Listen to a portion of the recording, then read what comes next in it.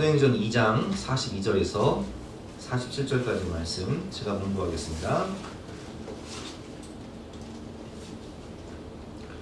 그들이 사도의 가르침을 받아 서로 교제하고 떡을 떼며 오로지 기도하기를 힘쓰니라.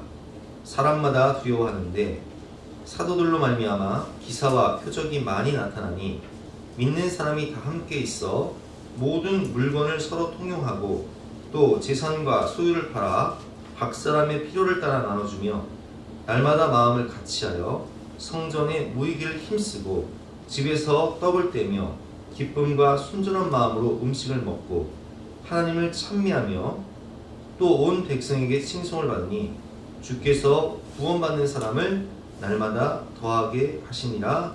아멘.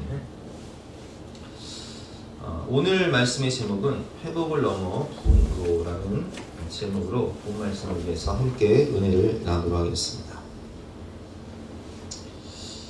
제가 지난주에 그 솔로몬 이야기를 하면서 여러분들한테 그런 말씀을 드렸잖아요. 너의 소원이 무엇이냐? 그럼 뭐라고 대답하겠냐고. 저도 이제 예배 끝나고 집에 가서 이제 묵상하면서 하나님 앞에 한 가지 소원을 말씀드린다면 딱 한 가지만 말씀드린다면 뭘까 곰곰이 생각이 왔어요. 근데 생각을 많이 해도요 결론은 하나더라고요. 저의 간절한 소원은 교회 부흥입니다. 교회가 부흥된다는 것은 우리 가족과 우리 집안이 구원받는다는 것이고, 교회가 부흥된다는 것은 여러분의 가정이 구원받는 것이고, 교회가 부흥된다는 것은 우리의 다음 세대들이 구원받는다는 것이고, 교회가 부흥된다는 것은 우리 교회가 이 땅에 계속 남아서 이 땅에서 수많은 영혼들을 구원한다는 의미이기 때문에 저는 하나님 앞에서 좋은 집이나 좋은 차 이런 걸 구하지 않았어요. 하나님 교회가 부흥됐으면 좋겠습니다. 교회가 살아야 다 살고 교회가 잘 돼야 모두가 잘 되는 것 아닙니까? 하나님 교회의 부흥을 허락하여 주시옵소서. 이렇게 기도했던 생각이 듭니다. 그러나 여러분, 우리를 둘러싼 현실은요 참 어려운 현실이에요. 제가 지난 송년 감사예배 때 말씀드렸지만 코로나19로 인해서 한국 교회는 참 큰 위기를 맞았습니다. 주일학교가 거의 다 붕괴되었고 반 이상 아이들이 떨어져 나가버렸고, 그리고 가난한 성도의 증가. 예수님을 믿기는 하지만 교회에 출석하지 않고 그냥 유튜브를 통해서 여러 교회의 예배에 그냥 영상으로 참석만 하는 가난한 성도의 증가와 그로 인해서 사라지는 교회들, 교회가 문을 닫고 가정에서 예배를 드리는 교회들이 많아졌다라고 말씀을 드렸죠. 그리고 이 하나님을 사랑하는, 뜨겁게 예배하는 믿음이 떨어지니까 사람들이 죄악 가운데 방황을 해요. 하나님을 바라보는 시간, 하나님을 사랑하는 그 마음을 잃어버리고 그냥 세상의 죄악을 따라서 사사시대처럼 각각 자기의 소견대로, 자기의 육체의 소욕대로 자기가 원하는 것을 따라서 자기의 각각 죄성을 따라서 그릇 행하여 제 갈 길로 가고 있는 영혼들이 많다는 거예요. 소망 없는 세상 가운데 갈등과 분열이 많아지고 있는 그런 시대를 봅니다. 유럽을 포함해서 서구교회는 이미 4개의 쓰나미와 같은 큰 물결이 뒤덮여서 이 교회의 붕괴를 초월해버렸죠. 그 4개의 물결이 무엇입니까? 첫 번째는 세속의 물결입니다.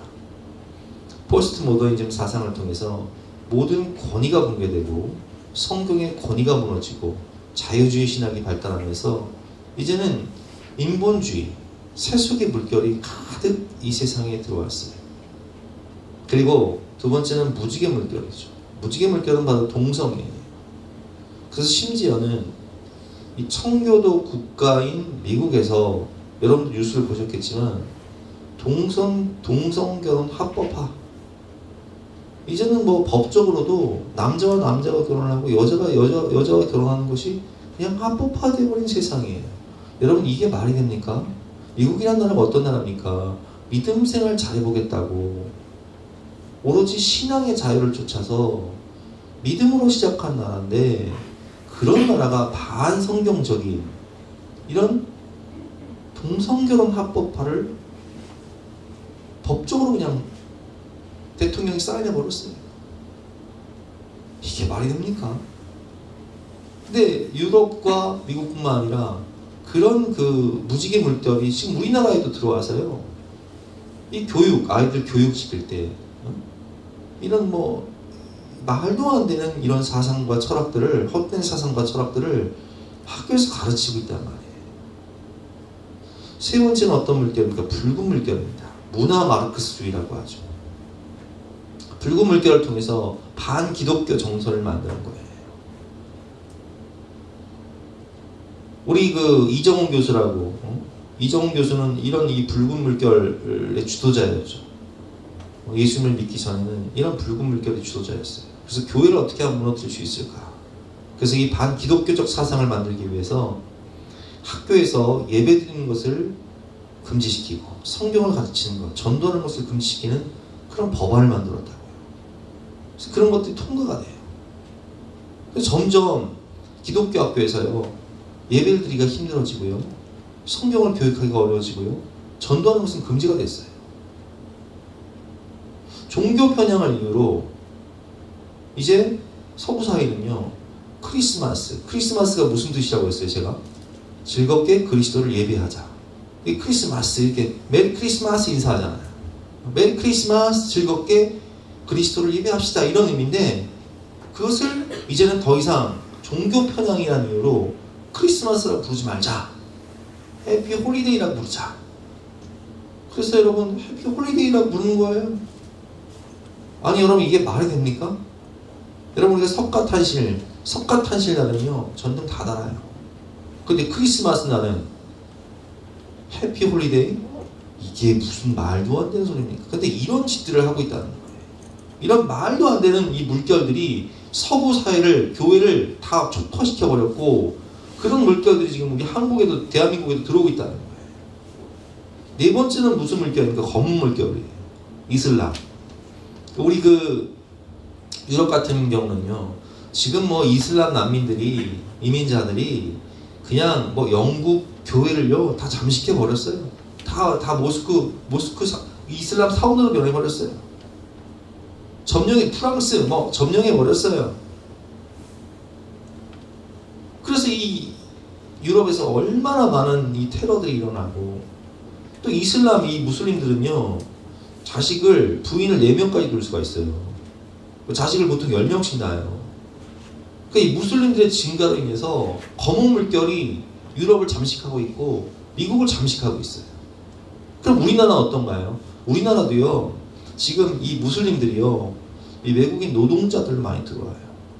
그래서 지금 뭐 동네마다 이슬람 사원 그 건축하는 문제로 지금 굉장한 갈등이 일어나고 있지 않습니까? 근데 이 무슬림들이요, 많아지면 어떤 현상이 일어납니까? 테러가 증가해요. 무슬림들은요, 우리가 뭐 뉴스를 보시겠지만 IS, 이슬람 국가를 세운다는 명분으로, 아니 같은 무슬림 터키라든지 뭐 이런 데서 사우디 이런 데서 테러가 일어나요. 수니파, 시아파, 파가 다른다는 이유로 테러가 일어나요. 그리고 그들은요, 10만 명 이상이 되면요, 이슬람 독립국가를 꾼 거예요. 테러를 통해서 우린 독립시켜달라는 거예요. 이런 현상들이 유럽에서, 미국에서만 일어날 뿐만 아니라 장차 수십 년 후에 우리나라에서 일어날 그런 상황들이라는 거예요. 참 암담하고 어두운 시대입니다. 여러분, 우리 어렸을 때는 이런 붉은 물결이나 검은 물결이 없었어요. 무지개 물결이 없었다고요. 동네마다 십자가가 가득했다고요. 근데 이런 암담하고 어두운 시대에 어떻게 해야 회복을 넘어선 부흥으로 갈 수 있을까요?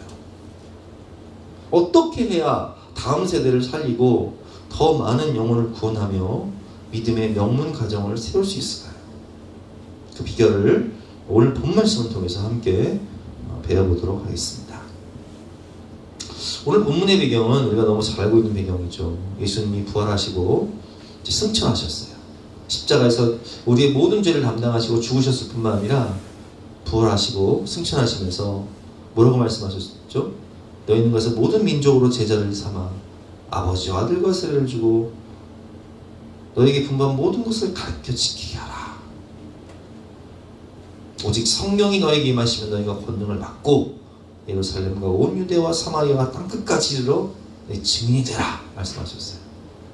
그래서 성령을 받은 제자들은요, 성령을 받고 복음을 전파해요. 하루에 3,000명, 5,000명씩 세례를 받고, 그리고 기도와 성령이 충만했던 제자들은 이제 소경이 눈을 뜨는 사건, 안진뱅이가 일어나는 사건을 통해서 예루살렘의 폭발적인 부흥이 일어납니다. 근데 그와 동시에 유대인들은요, 예수님까지 잡아 죽였기 때문에 사도들을 잡아서 거기 가두고 고문하고 죽이겠다고 협박을 한단 말이에요. 이제 그런 상황 가운데 성도들은 더욱더 모이기를 힘쓰며 예배와 기도에 집중하는 모습을 볼 수 있습니다. 사탄의 공격은 초대교회나 지금이나 동일해요. 언제나 사탄은 복음이 전파되는 것을 막습니다. 교회가 부흥되는 것을 막아요. 초대교회를 둘러싼 세상의 공격, 지금의 어려운 상황보다 더 어려웠어요. 왜 그러냐? 여러분, 우리가 지금 복음을 전한다고 우리가 나가서 전도한다고, 노방 전도를 한다거나 복음을 전한다고 해서 우리가 감옥에 갇히거나 매를 맞거나 혹은 순교를 당하진 않잖아요. 그러나 초대교회는요, 복음을 전하면 바울 같은 경우도 돌에 맞아 죽을 뻔하고, 그리고 40의 감한 매를, 39대의 매를 몇 번이나 맞고 태장으로 맞고 거의 죽을 뻔한 사건들이 많잖아요. 그러니까 복음을 전한다는 것은 정말 목숨 걸고 수많은 핍박과 심지어는 순교까지 각오를 해야 돼요. 이 외적으로는 로마의 박해, 그리고 유대인들의 이 핍박으로 인해서 수많은 순교자의 행렬이 가득했습니다. 두 번째로 내적으로는 영지주의 같은 이단. 이제 영지주의는 왜 생겼냐면은 헬라 철학은 이원론이에요. 이원론이 뭐냐면 영은 선하고 육은 악하다. 그래서 이 이원론, 영은 선하고 육은 악하기 때문에 예수님이 이 땅에 오신 것은 영으로 오신 거지 육으로 오신 건 아니다. 그래서 이 예수님의 십자가의 죽음을요 부인해버려요. 그러니까 예수님이 영으로만 오셨으면 천사 같은 분입니까? 십자가의 죽음이 진짜예요, 아니에요? 고통이 진짜예요, 아니에요? 가짜가 돼버리잖아요. 그러니까 이 영지주의는요, 영은 선하고 육은 악하다라는 이런 이 이원론적 이런 이단들이요 침투를 해서 교회를 막 흔들었다고. 지금 우리가 막 신천지라든지 뭐 하나님의 교회 같은 그런 이단들이 지금 판치고 있잖아요. 초대교회도 마찬가지였어요. 유대 율법주의, 율법을 지켜야 구원받는다라고 하면서 다시 세례를 받고 할례를 받고 유대 율법을 지켜라라는 이런 유대 율법주의자들이 있었고, 세 번째는 동성애와 세속주의, 무지개 물결이 이때도 있었어요. 왜 그러냐면 로마서를 보면요, 바울이 이 동성애에 대해서 얘기한단 말이에요. 그러면 이 로마 시대에 우리가 뭐 고린도 같은 그런 도시, 대단했죠. 우리 고린도 전서 제가 강의하면서 말씀드렸지만 거기는 뭐 그래서 타락한 사람들 보면 고린도인 아니냐, 고린도인 같다 이렇게 말할 정도로 타락한 그런 동성애 문화. 이 로마 같은 경우는요, 남편들이 전쟁하러 나가면요, 여자들이, 이 귀부인들이 거의 노예를 데리고 오잖아요, 노예를. 그러니까 이 노예를요, 그냥 놀이객감으로 사용하는 거예요. 바람을 안 피는 사람이 없어요. 그러다 보니까 사람들이요, 기독교인들을 핍박하면서 실제적으로 자녀들을 결혼시킬 때는 누구를 찾냐? 거룩하고 신실한 기독교인 며느리를 찾는 거예요. 그러니까 귀족들이 그런 사람들을, 크리스찬들을 며느리로 들여다 보니까 그 믿음 좋은 여자들이 그런 로마의 귀족 가문에 시집을 가서 아이를 낳으면 어떻게 되겠어요? 믿음의 자녀를 키우겠죠? 그런 사람 중에 하나가 바로 콘스탄틴 황제라고요. 그런 사람이 왕이 돼가지고 기독교 국가가 되는 거예요, 로마가. 하여튼 그 정도로 로마 시대에는, 초대교회 시대에는 이런 동성애와 성적 타락이 대단했다. 그리고 헬라 철학과 헛된 논쟁들이 가득해서 지금 시대보다도 더 어려운 상황이었지만, 그런데 그런 어려운 상황에도 불구하고 교회는 폭발적인 부흥을 이뤘어요.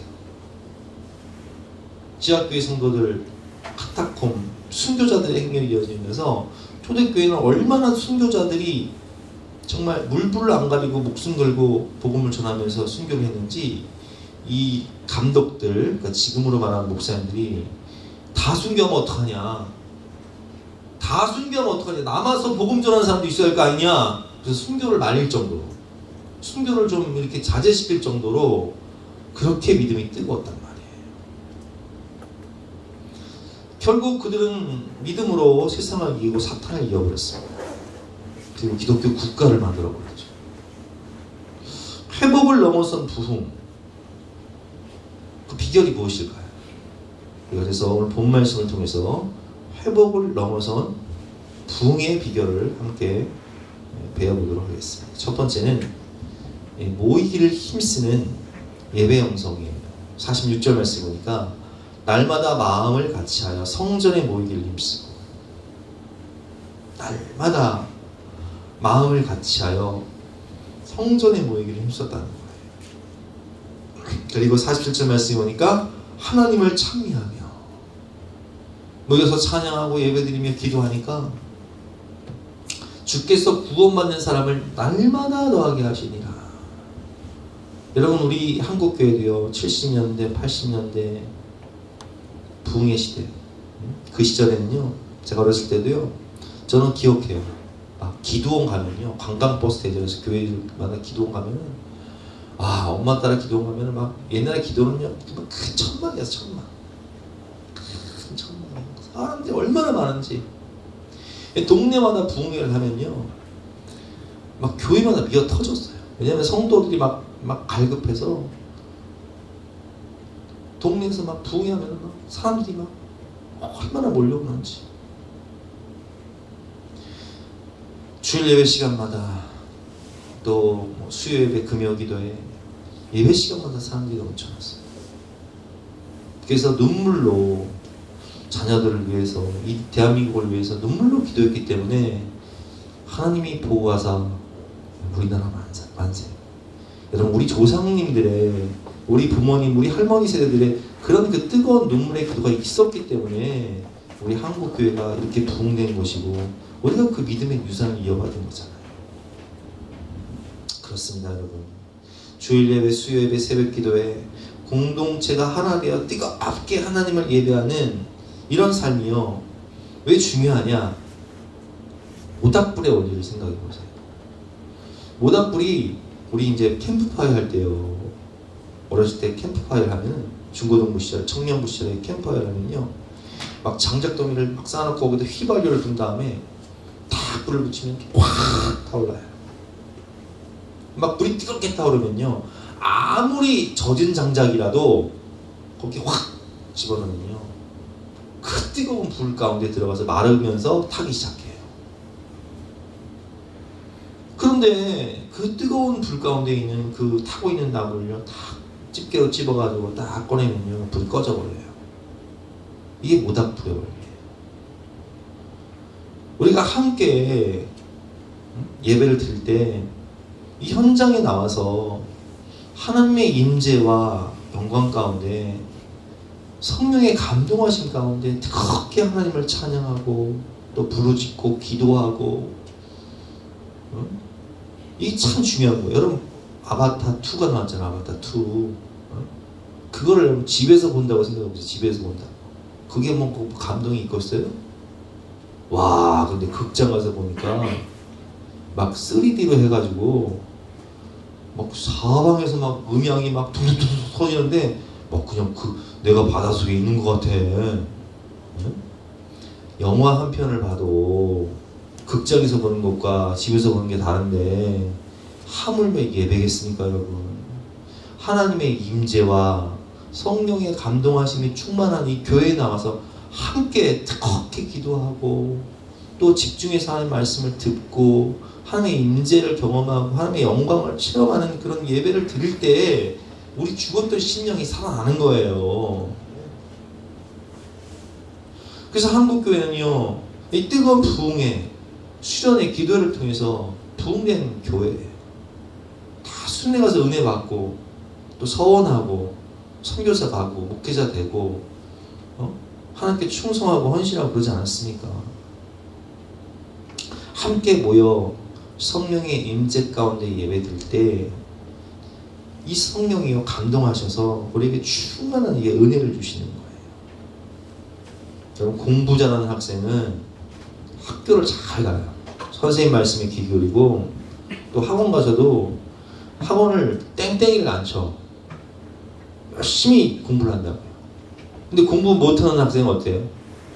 그냥 조퇴 예정. 조퇴 예정이 뭔지 아세요? 아프지도 않은데 병을 만들어. 그 공부가 되겠어, 그게? 학원을 다니면서도 이게 다니나 마나, 공부를 뭐 그냥 뭐 어떻게 하면 안 할까 삐대고 이러니 뭐 공부를 잘 안 하냔 말이에요. 공부 잘하는 학생은요 학교를 열심히 다녀야 돼요. 공부를 열심히 하니까 공부를 잘할 수밖에 없는 거예요. 신앙생활도 마찬가지예요. 신앙생활 잘 하시는 분들은요 교회 열심히 나와요. 그래서 예배드리고 하나님 말씀 듣고 기도하고, 그러니까 막 믿음은 들음에서 나는데 들음은 하나님의 말씀으로 말미암잖아요. 그게 신앙이 잘하는 거예요. 특별히 내일부터 시작되는 심령 대부흥에 다 꼭 참석하셔서 정말 모시기 힘든 강사님들을 모셨는데 함께 은혜 받고 또 2023년 한 해를 또 믿음으로 뜨겁게 성령 충만함으로 승리하시는 저와 여러분 되시기를 주님의 이름으로 부탁드립니다. 두 번째는 기도와 말씀을 통한 개인 영성이에요. 첫 번째는 어떤 영성이라고요? 예배. 뜨겁게 함께 모여서 예배드리면 예배를 드려야 은혜를 받는 거고, 두 번째는 혼자 있을 때 뭐 해야 되냐? 42절 말씀 보니까 그들이 사도들의 가르침을 받아서 교제하고 떡을 떼며 오로지 기도하기를 힘씁니다. 이 초대교회는요 기도 전통이 있었어요. 3시, 6시, 9시라고 해서 오전 9시 또 정오 그리고 오후 3시 하루에 3번씩 기도를 했단 말이에요. 정한 시간이 있었어요. 그래서 오로지 기도에 힘쓰니까 43절 말씀에 사람마다 두려워하는데 사도들로 말미암아 기사와 표적이 많이 나타나니 라는 말씀처럼 이게 성령이 역사하시니까 이제 막 소경이 눈을 뜨고 또 안진뱅이가 일어나는 그런 사건들이 많았단 말이에요. 우리 한국교회 초기에도 그랬잖아요. 이런 기적과 이적들이 많이 나타났단 말이에요. 왜냐하면 기도를 통해서 성령이 역사하실 수 있도록 이제 내어드리니까 하나님이 일하시는 거예요. 그리고 45절 말씀에 또 재산과 소유를 팔아 각 사람의 필요를 따라 나눠주며 라는 말씀처럼 이 사랑의 원리도요 마찬가지예요. 기도를 안 하면 가족도 못 살아간다. 왜냐? 가족이 왼수거든. 가족이 왼수인데 기도를 안 하면 가족도 못 살아간다. 그러나 기도를 하면 원수까지도 사랑할 수 있다. 그러니까 어떤 현상이 일어나요? 기도하니까 주님의 마음이 부어져. 기도는 주님을 바라보는 거기 때문에 주님을 닮아가거든요. 그래서 기도를 통해서 주님의 마음이, 주님의 사랑이 내 마음에 부어지게 되기 때문에 오늘 말씀처럼 45절 말씀 또 재산과 소유를 팔아 각 사람의 필요를 따라 나눠주며 기도를 하고 주님의 사랑이 부어지면 그냥 주고 싶어요. 그냥 살리고 싶어요. 저 영혼을 위해서 그냥 내 걸 나눠주고 싶어요. 근데 기도를 안 하면 심령이 메말라서 자꾸 움켜쥐게 되는 거예요. 미워지게 돼요. 판단 정죄를 하게 돼요. 기도를 많이 하니까 사랑이 많아져서 자기의 모든 재산과 소유를 다 팔아서 가난한 사람들에게 나눠주며 필요를 따라 성도들에게 나눠주고 전도하고 성령을 살리는 그런 일을 하게 되는 거예요. 기도를 통한 사랑과 섬김이 풍성해지는 것입니다. 그래서 여러분, 우리가 새벽 예배에 진행되는 이 하나님의 숨결을 새벽 예배에 못 나오시는 분들은 예를 들면 이제 뭐 직장 다니시는 분들은 직장 출근하면서 뭐 하시냔 말이에요. 그때 유튜브로 하나님의 숨결을 들으세요. 책을 꼭 안 봐도 돼요. 물론 책을 사서 이제 더 묵상을 하면 좋지만 거기 책 내용이 다 나와요. 묵상 질문 같은 것도 나오고 또 설교도 나오고 예화도 나오고 하니까 이 하나님의 순교를 통해서 매일 은혜를 받으시고, 그리고 특별히 성경 통독 그리고 성경 암송을 많이 하셔서 하나님의 말씀을 내 마음에 저장을 해놔야 돼요. 차곡차곡 매일매일 저장을 해놓고 기도를 하면 하나님이 하나님의 말씀으로 응답을 하시는 거예요. 최소한 여러분, 우리 재직들은요, 내가 재직이라면 하루에 30분 이상은 기도를 해야죠. 하루에 30분. 저도 여러분들을 위해서만 기도해도 하루에 1시간 걸려요. 모든 가정들을 위해서 딱 기도하면 1시간 걸려요. 하루에 30분 이상은 나와 우리 가정과 또 성도들을 위해서, 우리 집안 그리고 전도 대상들을 위해서 이름을 불러가면서 기도를 해야죠. 이렇게 기도와 말씀을 통해서 하나님의 말씀을 적용하는 훈련, 그러면 성령의 능력을 체험하게 되는 거예요.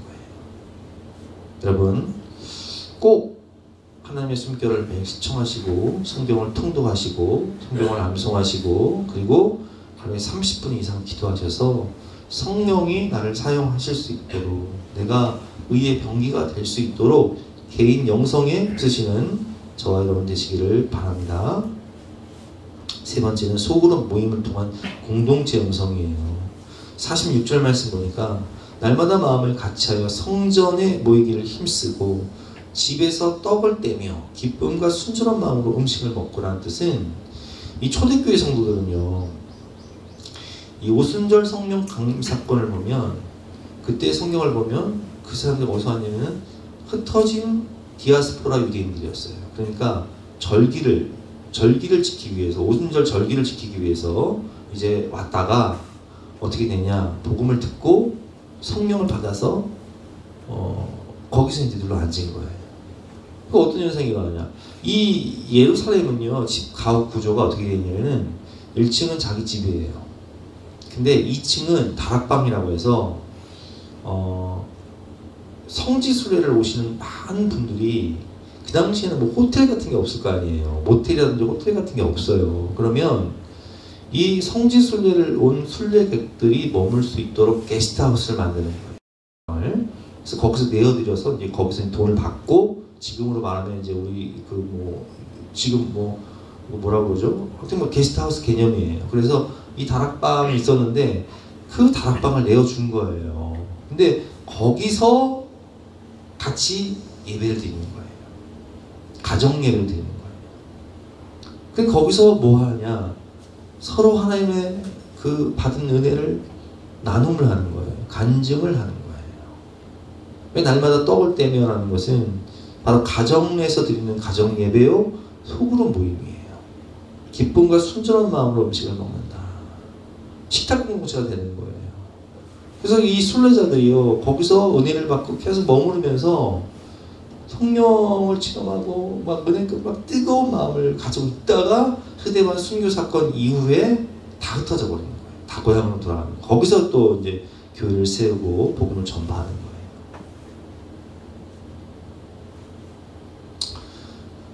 미래학자 최윤식 박사는요, 이 기독교의 생태 과정 패턴이 몇 가지가 있는데, 대표적인 게 영성의 악화, 우리의 영성이 뜨거운 기도 영성이 떨어지고 또 말씀을 보지 않고 예배를 드리지 않고 이런 걸 넘어서서 다양성과 개인주의로 갈 것이다. 그러니까 지금 이제 핵가족시대, 1인 가족이요, 우리나라에 한 30% 되잖아요 지금. 그러니까 어떤 현상이 일어나요? 혼술, 혼밥, 그러니까 먹방, 유튜브 먹방이 왜 뜨겠어요? 혼자 밥 먹기 뭐하니까 유튜브 먹방 보면서 먹으면 입맛이 돌거든요, 그게. 그래서 밥맛이 없다가도 먹방 보면 뭐 맛있는 녀석들 이런 거 보면 그냥 먹고 싶은 게 많이 생겨. 그냥 막 그런 거, 그러니까 외로운 시대예요. 누구랑 만나서 얘기하기도 어렵고 마음을 터놓고 얘기할 수 있는 사람도 없고, 그리고 만나면 또 돈 들고 내가 사기도 뭐하고 얻어먹기도 뭐하고, 그러니까 혼술 혼밥, 외로운 시대예요. 개인주의 시대예요. 그리고 외로운 현실이죠. 그리고 정치적 하락으로 인해 내전 사회로 전환되었다. 사회 치유력을 상실한 교회 내부로 내전이 확대되었다. 이게 무슨 뜻이냐면 지금 이제 우리 정치 구조가 진보와 보수가요, 정치 수준의 하락. 이게 무슨 얘기냐면 옛날에는요, 진보든 보수든 대화가 통했어요. 공과 과, 이제 공과 과가 있으면 공도 인정을 했어요, 서로. 그리고 서로 타협이 됐어요. 지금 그게 아니야. 무조건 진영 싸움이에요. 우리가 무조건 옳다는 거예요. 얘는 무조건 잘못됐어. 그 정책이 실패를 했든 뭐 좋든 싫든 하여튼 우리 게 아니면 다 그냥 저건 나쁜 거야. 그래서 유튜브도요, 이제 진영으로 딱 나뉘어가지고 타협이 안 되다 보니까 이제 정치 성향이 진보인 분들은 진보 유튜버 그 뉴스만 보고요, 보수인 분들은 이제 그 유튜브만 보는 거예요. 뉴스만 보는 거예요. 종편 시청도 그쪽으로 하는 거예요. 그러다 보니까 이제는 타협이 안 돼요. 논쟁과 싸움밖에 안 돼. 수싸움, 몸싸움밖에 안 돼. 정치가. 그러니까 이게 어디로 침투해요? 가정으로 침투해요. 일단은 집안으로 침투해요. 그래서 명절마다 집안 사람들이 모이면 정치 얘기했다가는 싸움 나는 거예요. 그리고 이제 보내 안 보내 하고 친구 모임 동창회를 갔다가 또 진보와 보수가 나뉘어서 뭐하냐? 싸움하다가 이 새끼 저 새끼 하고 욕하다가 보니 안 보니 하고 끝장내는 거예요. 근데 그게 어디로 침투했다고요? 교회로 들어온 거예요. 그게 교회로 들어와서 태극기 부대와 촛불 부대가 싸우기 시작했어요. 그러니까 교회가 어떻게 되겠어요? 교회가 분열이 가득한 거예요. 여기 타협이 없어. 그냥 딱 색깔 논쟁으로 들어가서 교회가 쪼개지기 시작한 거예요. 정치 수준의 하락이, 내전이 가정으로 침투했을 뿐만 아니라 교회로 침투해버렸어요.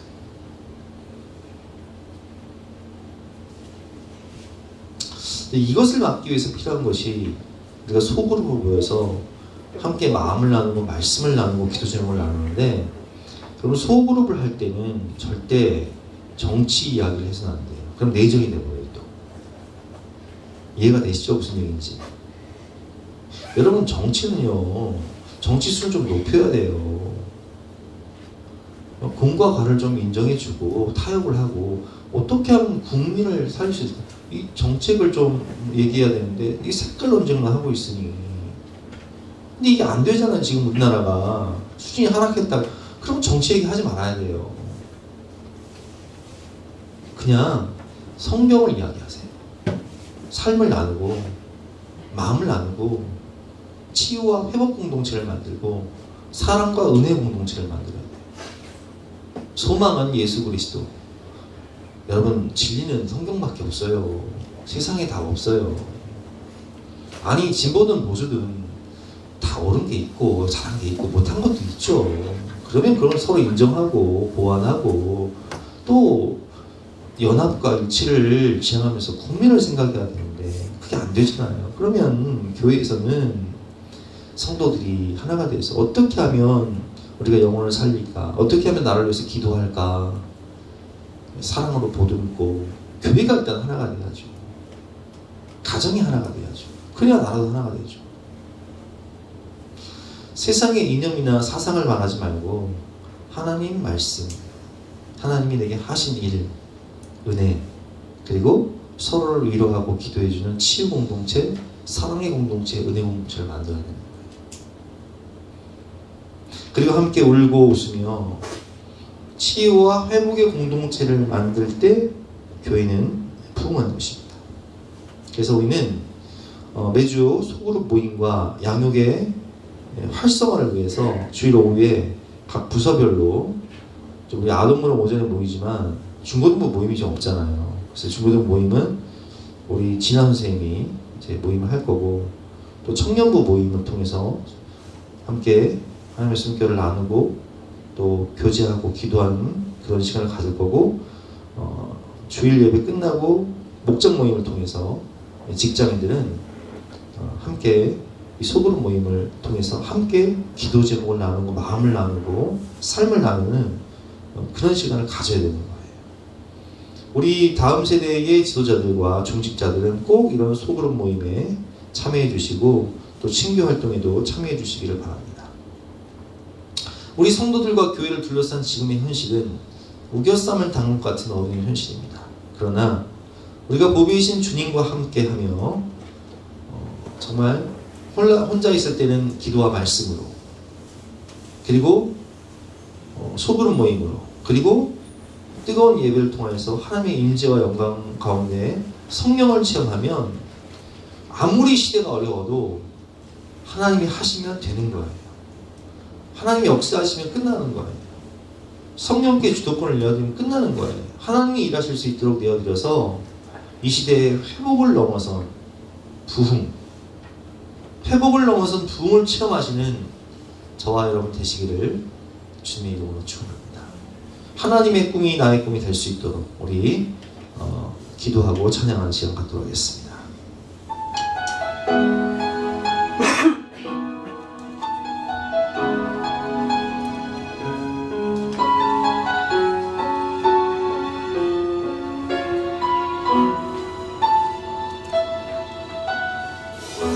세상을 살아가는 동안에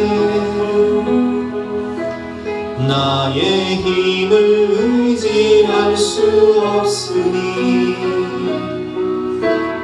기도하고 낙심하지 말 것을 주께서 참 소망이 되심이라. 하나님의 꿈이 나의 비전이 되고 예수님의 성품이 나의 인격이 되고 성령님의 권능이 나의 능력이 되길 원하고 바라고 기도합니다. 이 세상을 살아가는 동안에 나의 힘을 의지할 수 없으니 기도하고 낙심하지 말 것을 주께서 참 소망이 되심이라. 하나님의 꿈이 나의 비전이 되고 예수님의 성품이 나의 인격이 되고 성령님의 권능이 나의 능력이 되길 원하고 바라고 기도합니다. 주의 길을 걸어가는 동안에 세상의 것 의지할 수 없으니 감사하고 낙심하지 말 것을 주께서 참 기쁨이 되심이라. 하나님의 꿈이 나의 비전이 되고 예수님의 성품이 나의 인격이 되고 성령님의 권능이 나의 능력이 되길 원하고 바라고 기도합니다. 하나님의 꿈이 나의 비전이 되고 예수님의 성품이 나의 인격이 되고 성령님의 권능이 나의 능력이 되길 원하고 바라고 기도합니다. 여러분은 교회의 부흥을 원하십니까? 여러분은 정말 가족 구원, 집안 구원을 원하십니까? 여러분 정말 이 땅의 다음 세대들이 예수님께 돌아와 이 민족이 정말 그리스도의 나라가 되기를 원하십니까?